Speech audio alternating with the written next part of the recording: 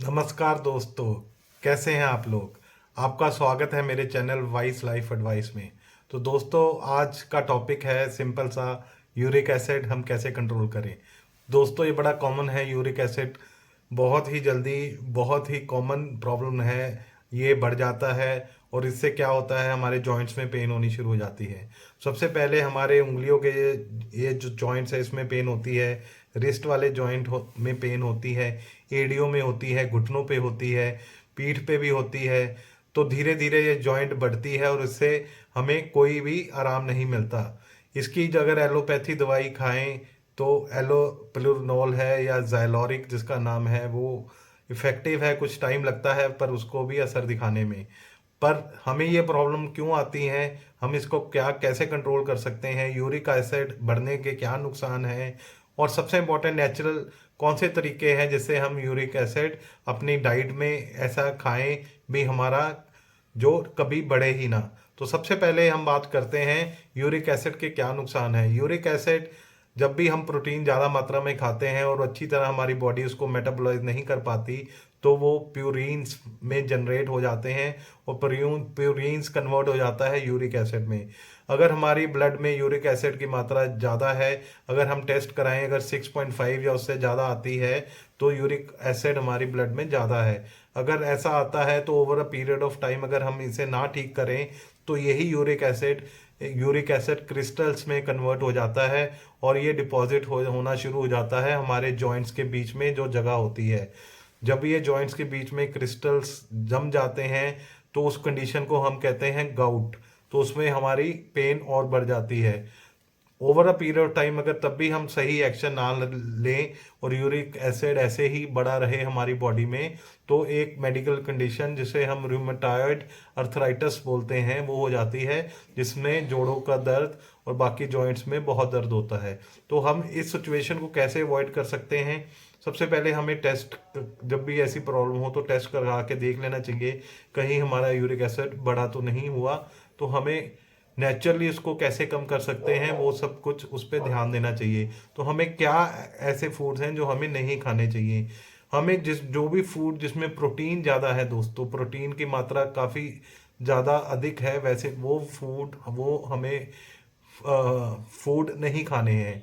तो उसमें आप, अगर मैं कोई एग्जांपल दूं तो छिलके वाली दालें हैं दोस्तों। जो भी छिलके वाली दाल है, जैसे मूंग आती है साबुत छिलके वाली, वो हमें नहीं खानी है। पनीर है उसमें प्रोटीन जाता है, वो नहीं खाना है।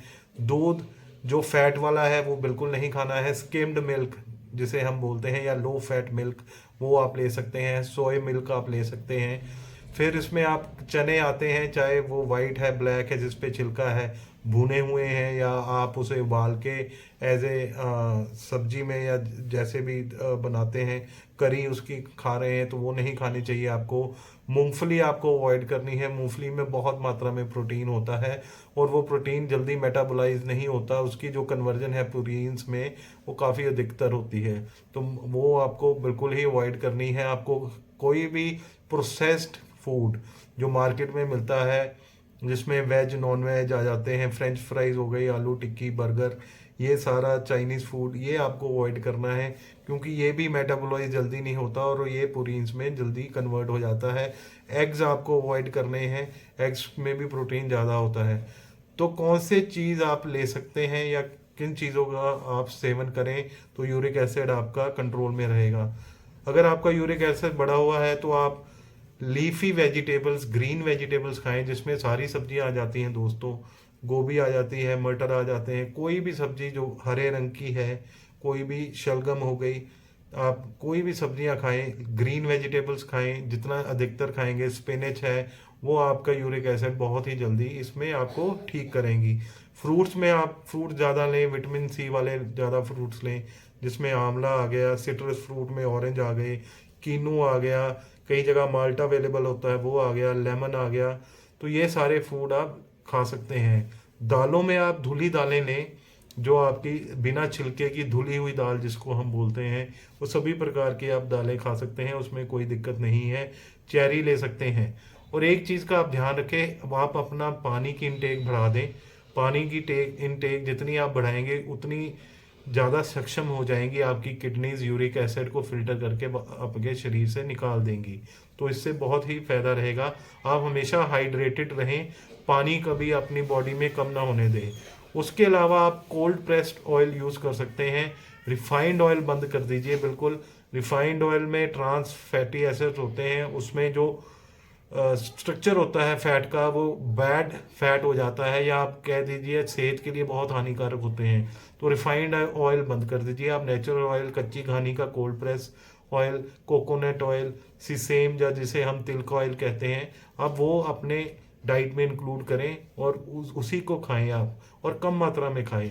और एक और इसमें इलाज है, अगर आप सुबह एप्पल साइडर विनेगर जो घर में बड़ी आसानी से बना सकते हैं, आप आधा एप्पल को बारीक स्लाइस में काट के एक कांच की बोतल में पानी डाल के, उसमें 200 ml 300 ml पानी डाल सकते हैं आप, उसमें आप बारीक काट के हाफ एप्पल डुबो के रखें, एक छोटी 1 इंच की दालचीनी आप उसमें डाल दें।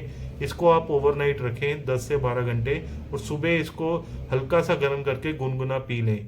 तो इससे भी आपकी जो विटामिन डी की कमी है वो दूर हो सकती है, और इसमें आपकी जो मेटाबॉलिज्म है बॉडी का, आपका वेट लॉस भी होगा और आपको एनर्जेटिक फील करेंगे, मेटाबॉलिज्म तेज हो जाएगा। तो मैं आशा करता हूँ दोस्तों आपको मेरा ये वीडियो अच्छा लगा होगा।